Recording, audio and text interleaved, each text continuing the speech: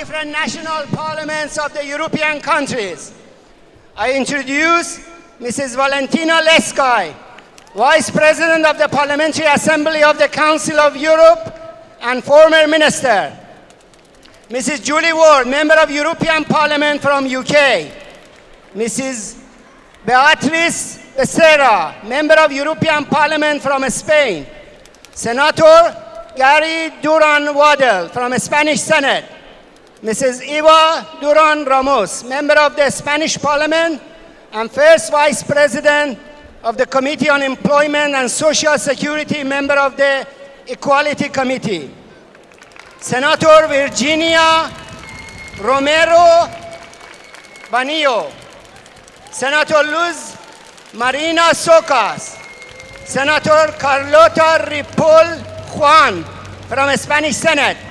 Mrs. Maria Dolores Bolarin Sanchez.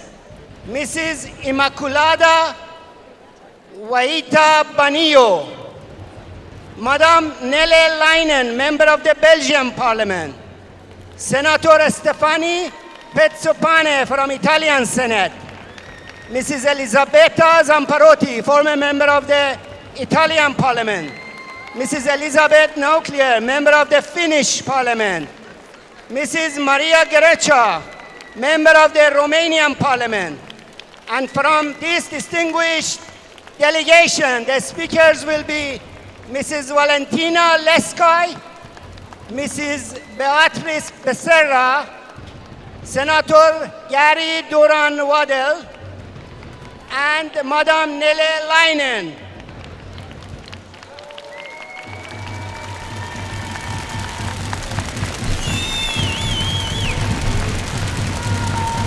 Now I will ask Mrs. Leskaj to please start your speech.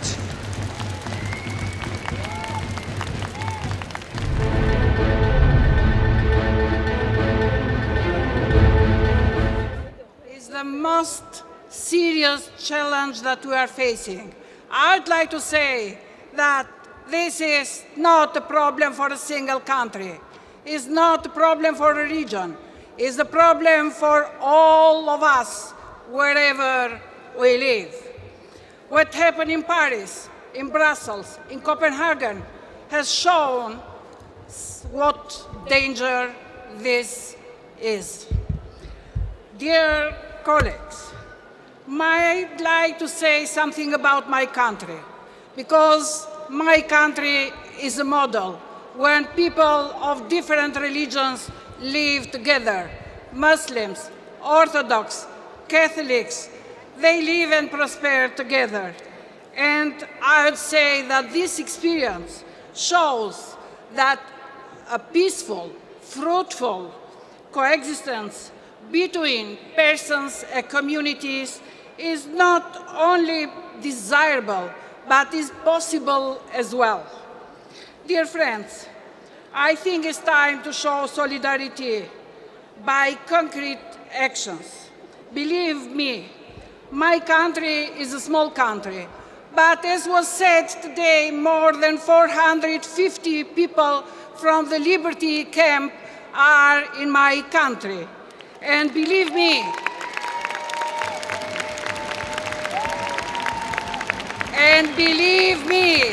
these women and men are a model, and they live in harmony with the community of my country. I wish other countries do the same. Women are these who suffer more from the Islamic fundamentalism. We all today speak about women's rights. And I remember 20 years before when Hillary Clinton said that human rights are women's rights and women's rights are human rights. Few people believe. Today, everybody believes on it. Of course, today, the situation of women still has a lot of problems in all countries. But today, in this activity, we are talking about something that is completely different. It's about women and girls living under the terror. It's about women who are burned with acid in their face. is about women, their heads are cut. It is about the Jabari, 20 years old girl that has been executed. It is about 40 Iranian women that they have been executed. And you know why? Only because they do not respect sometimes the dress code. I have known many Iranian women in my life and in my activity, and I have admired, and I would say to you today, I admire all of you women of Iran. I admire your courage to fight for freedom and for justice.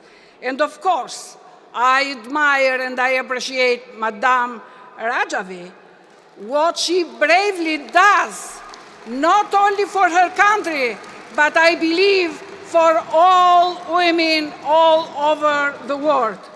I come from one country where people suffered under the communist dictatorship, and I know what means lack of the freedom. But I would say today that we all together, we have a responsibility to give voice for voiceless women, and these women are in Iran and are in some other countries as well that suffer under the Islamic terror. On the other side, we have to make clear that democracy cannot be functioning for the half of society if the other half, that are women, they have no democracy and freedom. More than ever, I would say that we need to be together. We need to be together to support the progressive forces wherever they fight, and we have to protect human rights. Suffering of women is triple. Women suffer as women, as a human being, as mothers, and of course, that's we need to act through the force of rule of law, but in the meantime, we have to take more care about social inclusion. We have to take more care about intercultural dialogue. Saying this, I would say finally, that is our obligation to push international community in the United Nations, in European Union, in Council of Europe, to translate the words in concrete actions and to support for Iranian people aspiration for democracy.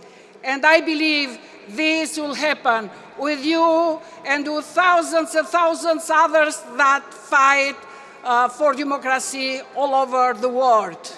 God bless.